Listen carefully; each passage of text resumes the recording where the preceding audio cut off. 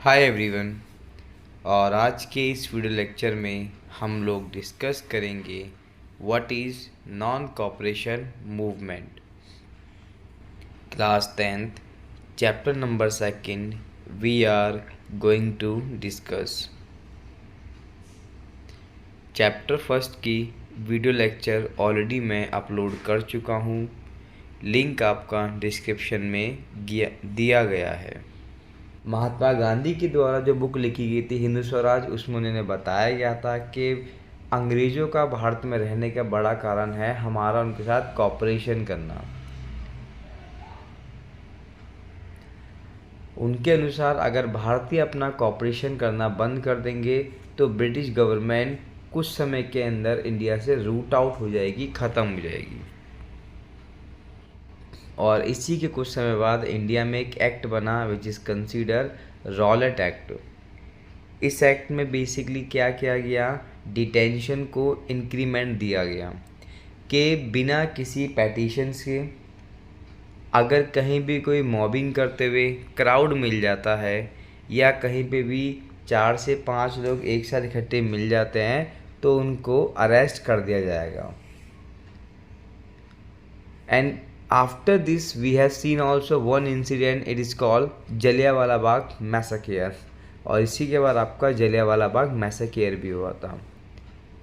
और तब से ही गांधी ने और जितने भी इंडियन लीडर थे they start boycott British government. India में कहा जाता है जो बायकॉट प्रोग्राम था वो एक तरीके से स्टार्ट किया गया। जिससे पहला जो आपका था वो था इकोनॉमिक बायकॉट करना।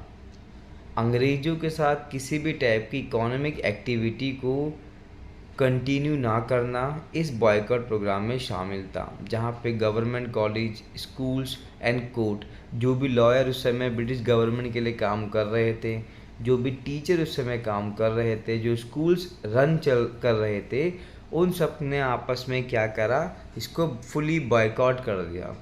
नाउ दे फुली डिनाइड कि अब हम कंटिन्यू वर्क नहीं करेंगे।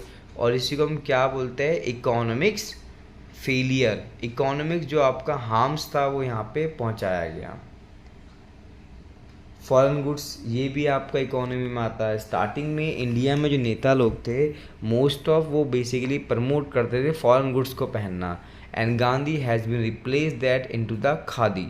महात्मा गांधी ने इसको खादी में रिप्लेस किया ताकि जब आप बाहर का कपड़ा ही नहीं खरीदोगे तो आपका पैसा नहीं जाएगा। जब पैसा नहीं जाएगा तो ब्रिटिश गवर्नमेंट की इकोनॉमी को सीधा सीधा क्या होगा, वो एक नुकसान पहुंचाएगा।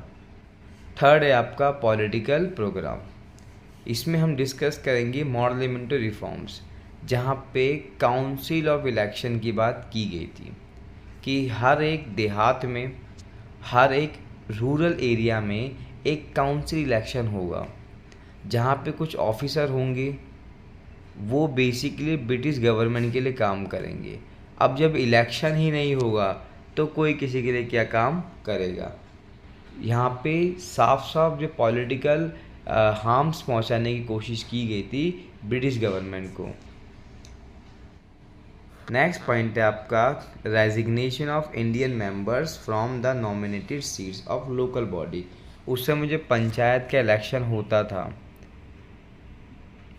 उसमें जितने भी नॉमिनेटेड मेंबर थे they all have fully denied to get work continue with the British government. क्यों? क्योंकि उनको लग रहा था कि ब्रिटिश गवर्नमेंट इंडियंस के साथ सही नहीं कर रही है, तो वो उनके साथ काम को कंटिन्यू कैसे कर सकते थे। Surrender of titles,